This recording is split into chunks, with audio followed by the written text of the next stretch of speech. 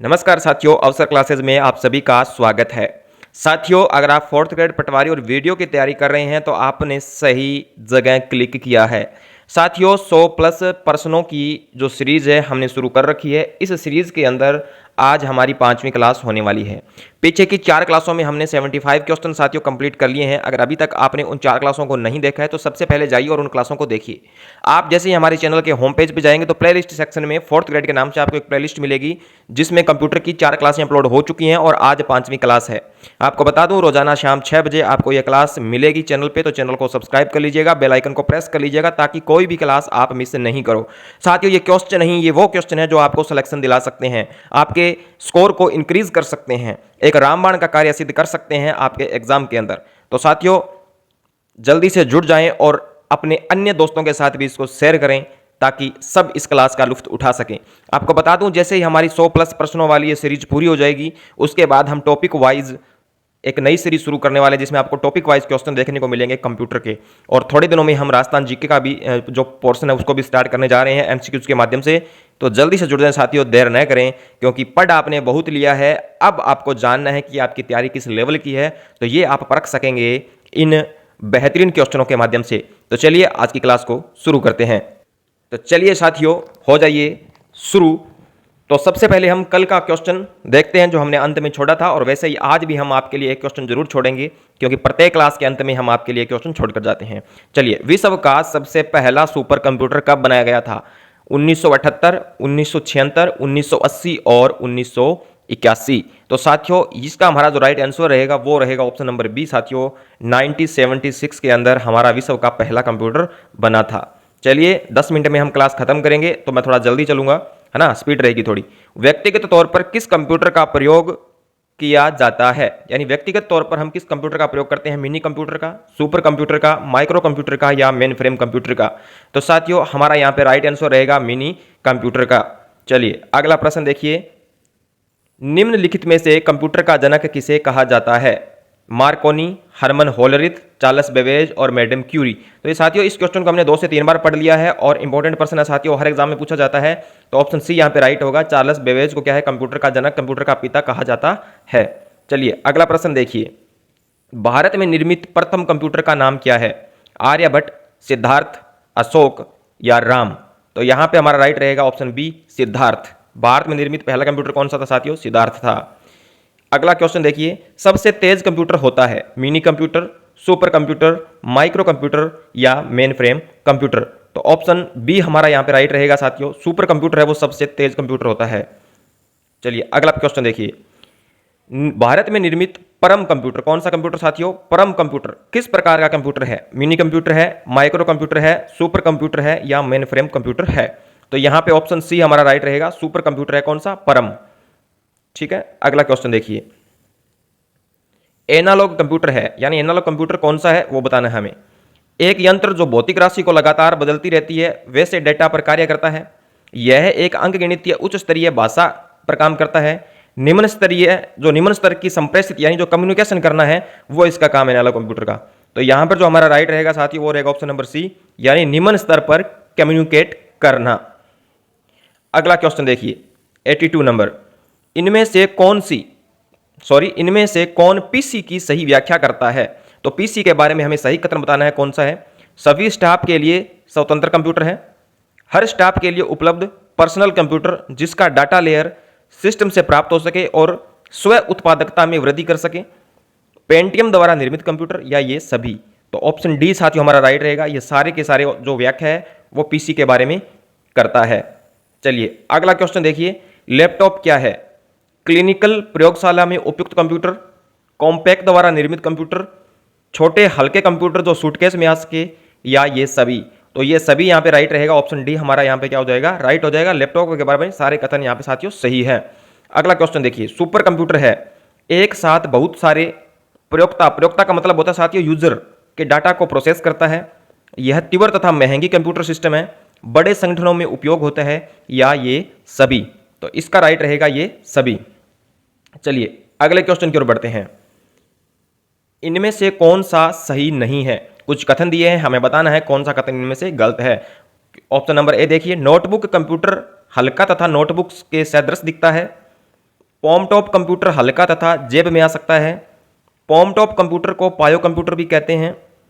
सुहाय computer को desktop PC या दूसरे कंप्यूटर से जोड़ा जा सकता है। तो यहाँ पे साथियों हमारा राइट रहेगा ऑप्शन बी। जो पॉम टॉप कंप्यूटर होता है वो हल्का होता है और जेब में आ सकता है, इसको हम पॉकेट कंप्यूटर भी कहते हैं। चलिए अगला क्वेश्चन देखिए। अगला क्वेश्चन है, कंप्यूटर का बुनियादी संरचना का विकास किया था, यानी कंप्यूटर की जो बुनियादी संरचना है, जो बेसिक आर्किटेक्चर है, उसका विकास किसने किया था? John von Neumann, Charles Babbage, Blaise Pascal या जॉर्डन मूरी। तो यहाँ पे ऑप्शन बी हमारा राइट रहेगा, चार्ल्स बेबेज। अगले क्वेश्चन की ओर बढ़ते हैं। निम्नलिखित में से कौन सबसे बड़ा, सबसे तेज और सबसे महंगा कंप्यूटर है? Personal computer, super computer, laptop या नोटबुक। तो यहाँ पे आप सभी को पता ही होगा, सुपर कंप्यूटर है वो सबसे बड़ा होता है, सबसे तेज चलता है और सबसे महंगा होता है साथियों। ठीक है, अगला क्वेश्चन देखिए। सामान्य रूप से प्रयुक्त किया जाने वाला कंप्यूटर है analog computer, digital computer, optical computer, hybrid computer. तो यहाँ पे साथियों हमारा राइट रहेगा ऑप्शन बी। डिजिटल जो कंप्यूटर है वो सामान्य रूप से प्रयुक्त किया जा सकता है। अगला क्वेश्चन देखिए। प्रथम गणना यंत्र यानी कैलकुलेटिंग डिवाइस कौन सी है? घड़ी, डिफरेंस इंजन, अबेकस, इनमें से कोई नहीं। तो आप सभी जानते हैं अबेकस है, और अबेकस का निर्माण किसने किया था साथियों? चीन ने किया था। किसने किया था? चीन में इसका निर्माण हुआ था। अगला क्वेश्चन देखिए। पैकमैन नामक प्रसिद्ध कंप्यूटर किस काम के लिए बना था? कौन सा साथियों? पैकमैन। खेल, बैंक, शेयर बाजार या पुस्तक प्रकाशन। तो ऑप्शन ए राइट रहेगा, पैकमैन बना था साथियों खेल के लिए। अगला क्वेश्चन देखिए। किसने प्रथम मैकेनिकल कैलकुलेटर का निर्माण किया था? Joseph Marie Jacquard, John Mauchly, Blaise Pascal, Howard Aiken. तो ऑप्शन सी राइट रहेगा, ब्लेज पास्कल ने किया था। साथियों अगर अब तक की क्लास आपको अच्छी लगी और आपको लगा हो कि वाकई ये क्वेश्चन एग्जाम में आने के लिए महत्वपूर्ण है, तो साथियों वीडियो को लाइक जरूर कर दीजिएगा और साथ ही साथ शेयर भी करते रहिए। और चैनल को साथियों अभी तक सब्सक्राइब नहीं किया है तो जल्दी से इसको सब्सक्राइब करके बेल आइकन को प्रेस कर लीजिएगा। अगला क्वेश्चन देखिए। लिनक्स का एक उदाहरण है, जो लिनक्स है उनमें बताना है, चार ऑप्शन आपके सामने है। लिनक्स का उदाहरण बताना है, freeware, open source software, shareware या कॉम्प्लीमेंट्री। तो यहाँ पे साथियों हमारा राइट रहेगा option B, open source software होता है क्या? लिनक्स। ओपन सोर्स और जो क्लोज सोर्स है साथियों इनको अच्छे से पढ़ना है, इनके एग्जाम्पल हमें अच्छे से देखने हैं क्योंकि एग्जाम की दृष्टि से महत्वपूर्ण है, कई बार एग्जाम में पूछा गया है। ठीक है ना। तब होता है जब ऑपरेटिंग सिस्टम रैम में लोडेड होता है। जो बताइए कि जब ऑपरेटिंग सिस्टम रैम में लोड होता है तब क्या होता है? कॉपिंग, डिवाइस ड्राइविंग, बूटिंग या मल्टीटास्किंग। तो साथियों तब होता है हमारा बूटिंग, यानी जब ऑपरेटिंग सिस्टम रैम में लोड होता है तब क्या प्रोसेस चल रही होती है? बूटिंग की प्रोसेस चल रही होती है। चलिए अगला क्वेश्चन।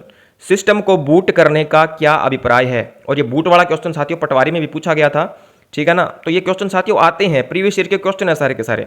ऑपरेटिंग सिस्टम को लोड करना, कंप्यूटर को डिसमिस करना, बूटिंग नामक एप्लीकेशन प्रोग्राम चलाना या कंप्यूटर को भौतिक रूप से किक करना।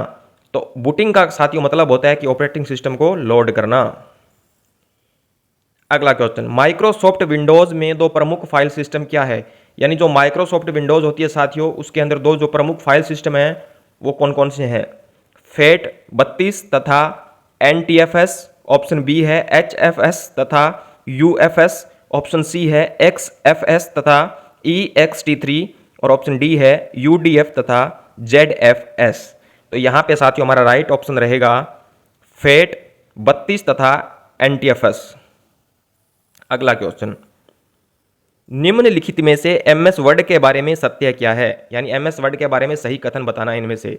यह एक सिस्टम सॉफ्टवेयर है, यह एक एप्लीकेशन सॉफ्टवेयर है, यह एक सिस्टम तथा एप्लीकेशन सॉफ्टवेयर है, इनमें से कोई नहीं।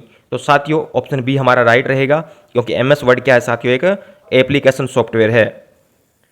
अगला क्वेश्चन। निम्नलिखित में से कौन सा एक ऑपरेटिंग सिस्टम है? .NET, जावा, माया या यूनिक्स। तो ऑप्शन डी हमारा राइट रहेगा, यूनिक्स क्या एक प्रकार का ऑपरेटिंग सिस्टम है। अगला प्रश्न। उबंटू क्या है? Operating system, programming language, micro processor, इनमें से कोई नहीं। तो ये है हमारा ऑपरेटिंग सिस्टम। उबंटू क्या साथियों? ऑपरेटिंग सिस्टम है। मोस्ट इंपॉर्टेंट क्वेश्चन है। ठीक है। अगला प्रश्न देखिए। वर्ड प्रोसेसर का श्रेष्ठ उपयोग किसके लिए होगा? तस्वीर पेंट करने के लिए, आकृति ड्रॉ करने के लिए, कहानी टाइप करने के लिए, आय व व्यय का हिसाब लगाने के लिए। तो वर्ड प्रोसेसर की बात हो रही है, ठीक है, यानी MS वर्ड की बात कर रहे हैं तो ऑप्शन सी राइट होगा। कहानी टाइप करने के लिए, जबकि तस्वीर पेंट करने के लिए हम पावर पॉइंट का यूज़ करते हैं साथियों। आकृति ड्रॉ करने के लिए भी हम पावर पॉइंट का यूज़ करते हैं। और आय व्यय का हिसाब लगाने के लिए साथियों हम किसका यूज़ करते हैं? MS एक्सेल का उपयोग करते हैं, ठीक है। तो और आज आपका लास्ट क्वेश्चन है। आज हमने 100 क्वेश्चन कंप्लीट कर लिए हैं और ये आपको होमवर्क के रूप में है। इसका जवाब आपको कल की वीडियो में कमेंट सेक्शन में देना है साथियों। कमांड्स को संपन्न करने की प्रक्रिया है फेचिंग, स्टोरिंग, डिकोडिंग या एग्जीक्यूटिंग।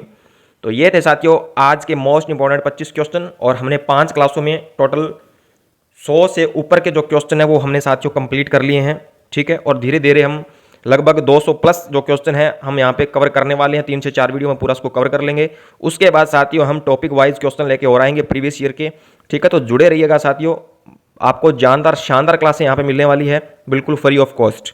तो चैनल को सब्सक्राइब करना है, बेल आइकन को प्रेस करना है और रोज शाम 6 बजे आपको क्लास देखनी ही देखनी है, चाहे कुछ भी हो। 10 मिनट की मैं क्लास अपलोड करता हूँ, इससे बड़ी क्लास हमारी नहीं रहती है, ठीक है।